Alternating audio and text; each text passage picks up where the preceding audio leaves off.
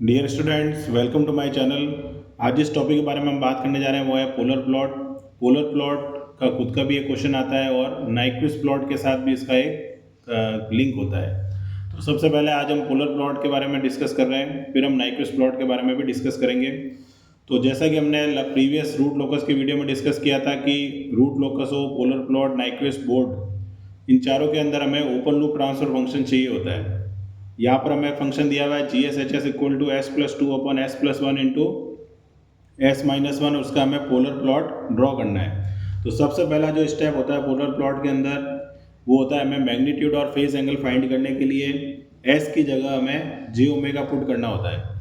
तो जे ओमेगा अगर मैं पुट करता हूँ तो G of J omega, H of J omega plus two upon J omega plus one, J omega minus one.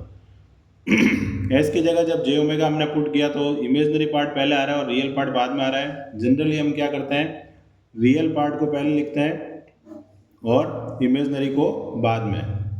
तो ये हो गया माइनस वन और जे ओमेगा। ये हमें ध्यान रखना है कि हमेशा हमें रियल पार्ट को पहले मेंशन करना है और इमेजनरी को बाद में मेंशन करना है। अब हमें सेकेंड स्टेप के अंदर इसका फाइंड करना है सबसे पहले मैग्नीट्यूड। तो मैग्नीट्यूड हम जानते हैं कि फॉर्मूला क्या होता है, रियल पार्ट का स्क्वायर प्लस इमेजनरी पार्ट का स्क्वायर, ये हमारा फॉर्मूला होता है मैग्नीट्यूड फाइंड करने का। तो इसके अंदर अगर हम इंडिविजुअल, और अब ध्यान रखना है हमें कोई भी फैक्टर जो दिया जाता है, ये फैक्टर जैसे गिवन है, इनको आपस में मल्टीप्लाई नहीं करना है, इंडिविजुअली उनको कैलकुलेट करना है। तो सबसे पहले न्यूमरेटर का अगर हम बात करते हैं तो टू प्लस जे ओमेगा है, तो अंडर रूट क्या हो जाएगा, टू का स्क्वायर प्लस जे का कोफिशिएंट लेना है that is omega square upon under root. इसका अगर मैं लेता हूँ तो वन का स्क्वायर प्लस ओमेगा का स्क्वायर, और सेकंड वाले का लेता है तो माइनस वन का स्क्वायर प्लस ओमेगा का स्क्वायर। तो इस तरह से हमारे पास तीनों वैल्यू आ गई। अब इन तीनों वैल्यू को अगर मैं सॉल्व करके लिखता हूँ तो हमारे पास जो पैटर्न बनेगा सबसे पहला वो क्या बन जाएगा, under root four plus omega square upon under root one plus omega square under root one plus omega square. इस तरह से हमारे पास क्या बन गया, वैल्यू बन गई। ये मैग्नीट्यूड है तो हमने इसको नाम दे दिया m करके। तो ये हमारा पहला पार्ट हो गया। स्टेप नंबर 3 में हमें फाइंड करना होता है फेज एंगल।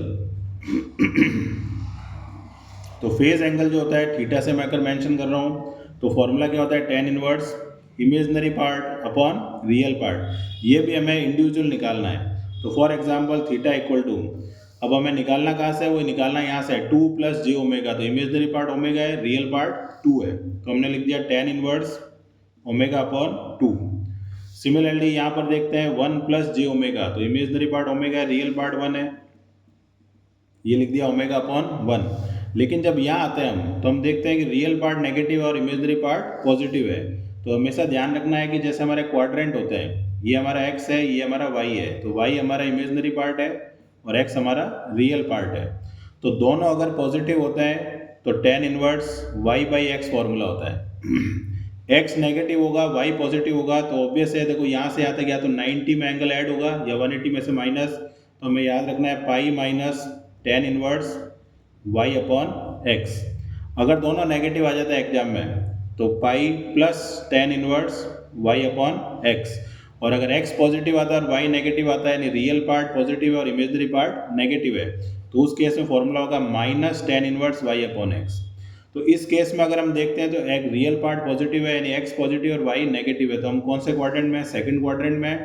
तो सेकंड क्वाड्रेंट में जो हमारा एंगल का वैल्यू होगा वो होगा पाई minus tan inverse omega upon one. उसके बाद हमें नेगेटिव साइन यूज़ नहीं करना है, जैसा कि यहाँ रियल पार्ट में नेगेटिव है, उसके लिए हमने ये फॉर्मूला मेंशन किया है। तो अगर हम ध्यान से देखें तो हमारा जो पैटर्न बन गया वो बन गया tan inverse omega by two, tan inverse omega और pi minus tan inverse omega.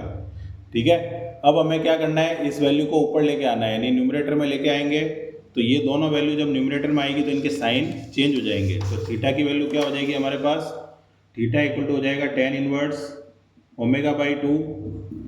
अब जो वैल्यू ऊपर आएगी तो उसका साइन हो जाएगा माइनस टेन इनवर्स ओमेगा, और उसका भी साइन जब चेंज होगा, कौन से वाले का, सेकंड वाले का भी, पाई माइनस है तो ये नेगेटिव हो जाएगा और ये पॉजिटिव हो जाएगा। तो क्या हो जाएगा हमारे पास, minus pi plus tan inverse omega. अब ये जितने भी एंगल होते हैं ये ई की पावर में होता है, तो बेस सेम होगा तो पावर क्या हो जाती है, ऐड हो जाती है। तो हमारा टोटल एंगल क्या होगा, ten inverse omega by two plus minus tan inverse omega plus minus pi plus tan inverse omega.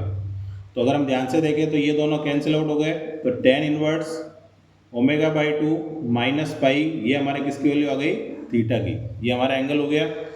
अब नेक्स्ट स्टेप जो होगा स्टेप नंबर 4, उसके अंदर हमें एक टेबल बनानी है। यहाँ पर टेबल के अंदर हमें क्या करना है, 3 कॉलम बनाने हैं। पहला कॉलम होगा ओमेगा का, दूसरा होगा एम का और तीसरा होगा एंगल का। ओमेगा की हमें 2 वैल्यू लेनी है, 0 और इनफाइनाइट, ये 2 ही वैल्यू पे हमें काम करना है।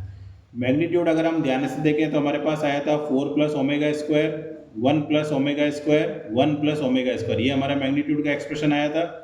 इसके अंदर अगर मैं ओमेगा की जगह 0 रखता हूँ तो 0 प्लस 4, ऊपर कितना बचा हमारे पास, 2 बचा, 0 और 0 तो नीचे कितना बचा, 1 बचा, यानी मैग्नीट्यूड की वैल्यू 0 पर कितनी आ गई, 2 आ गई। इनफाइनाइट अगर रखते हैं तो समथिंग अपॉन इनफाइनाइट क्या हो जाएगा हमारे पास, 0 हो जाएगा। ठीक है, इनफाइनाइट रखेंगे तो 1 plus infinite something upon infinite is 0।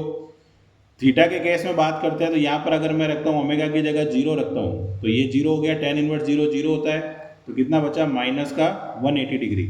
और अगर मैं इनफाइनाइट रखता हूँ तो इनफाइनाइट बाई 2 इनफाइनाइट ही होता है, टेन इनवर्स इनफाइनाइट 90, 90 माइनस 180 कितना हो गया, माइनस 90 हो गया।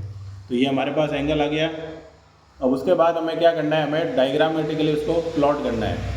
तो एक फॉर्मूला होता है कि जो जितना एंगल हमारा इनफाइनाइट पे आया है उसको 0 में से माइनस करना है। तो इनफाइनाइट पे हमारे पास माइनस 90 आया और इसमें हमारे पास कितना आया, माइनस 180 आया 0 पर। ये ओमेगा बराबर 0 पर है, ये ओमेगा बराबर इनफाइनाइट पर है। एंगल की वैल्यू को हम माइनस कर रहे हैं आपस में, तो माइनस 90 प्लस 180, तो हमारे पास कितना आया, 90, वो भी प्लस का। तो ये क्या इंडिकेट करता है, एंटी क्लॉकवाइज रोटेशन, अगर डिफरेंस पॉजिटिव आता है तो। और 90 का मतलब होगा कि ये कितने क्वाड्रेंट कवर करेगा, जो भी डायग्राम होगा वो एक क्वाड्रेंट कवर करेगा। अगर यहाँ डिफरेंस आ जाता minus 180, for example minus 180 difference आ जाता, तो माइनस साइन का मतलब क्या होता, रोटेशन क्या होगा, क्लॉकवाइज, और कितने क्वाड्रेंट कवर करता, वो 2 क्वाड्रेंट कवर करता। तो ये हमने एक एग्जाम्पल के तौर पर यहाँ पर शो किया है। अब हमें इसका बनाना है डायग्राम। तो डायग्राम बनाने के लिए क्या करेंगे हम, सबसे पहले वही हमारा जो रियल और इमेजनरी पार्ट होता है वो बना दिया हमने। ये एंगल कितना होता है, 0 डिग्री। यहाँ पर जाएंगे तो माइनस 90, माइनस 180, माइनस 270, क्योंकि हमारे पास दोनों एंगल क्या है, नेगेटिव है, तो हमने नेगेटिव एंगल ही मार्क किया है। और क्लॉकवाइज जब रोटेशन करते हैं तो हमेशा एंगल क्या होता है, नेगेटिव होता है। अब हमें ध्यान क्या रखना है, सबसे पहले देखो ओमेगा बराबर 0 पर मैग्नीट्यूड है 2 और एंगल है माइनस 180, ये हमारा पोलर फॉर्मेट का प्रेजेंटेशन हो गया। और ओमेगा बराबर इन्फाइनाइट पर मैग्नीट्यूड है 0 और एंगल है माइनस 90। तो स्टार्ट हमें कहाँ से करना है, माइनस 180 डिग्री से करना है। ये रहा मैग्नीट्यूड कितना है, इसके ऊपर 2 है तो मैंने यहाँ मेंशन कर दिया। एंड का करना है 0 पर करना है, ठीक है, माइनस 90 पे करना है और मैग्नीट्यूड कितना है, 0 है। तो माइनस 90 देखो यहाँ है और 0 वैल्यू कहाँ होगी मैग्नीट्यूड की, यहाँ होगी कहीं पे।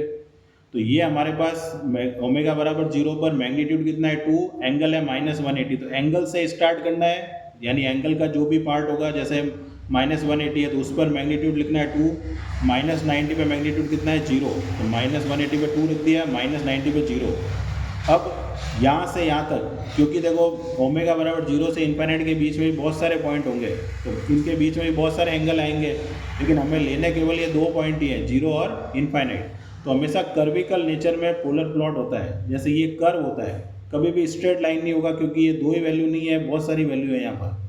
जैसे यहाँ पर अगर मैं पॉइंट मार्क करूँ तो यहाँ पर इनफाइनाइट पॉइंट होंगे 0 से इनफाइनाइट के बीच में।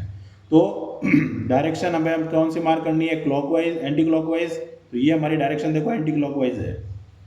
और क्वाड्रेंट कितना कवर किया इसने, एक क्वाड्रेंट। तो ये इन्फॉर्मेशन हमें यहाँ मिल गई थी कि यहाँ पर डायरेक्शन होगी एंटी क्लॉकवाइज और क्वाड्रेंट कितने होंगे, एक। तो ये देख सकते हैं हम कि डायरेक्शन क्या है, एंटी क्लॉकवाइज है, यानी हम 180 से कहाँ गए, माइनस 90 पे गए, माइनस 180 से माइनस 90, और मैग्नीट्यूड हमारा कहाँ से कहाँ तक गया, 2 से 0 पर गया। तो ये जो डायग्राम बना है हमारा, इस डायग्राम को हम कहते हैं पोलर प्लॉट। तो नेक्स्ट वीडियो में हम डिस्कस करेंगे about Nyquist plot. Nyquist plot बनाने से पहले भी हमें क्या बनाना पड़ता है, पोलर प्लॉट बनाना पड़ता है। तो मिलते हैं नेक्स्ट वीडियो में, टिल देन गुड बाय।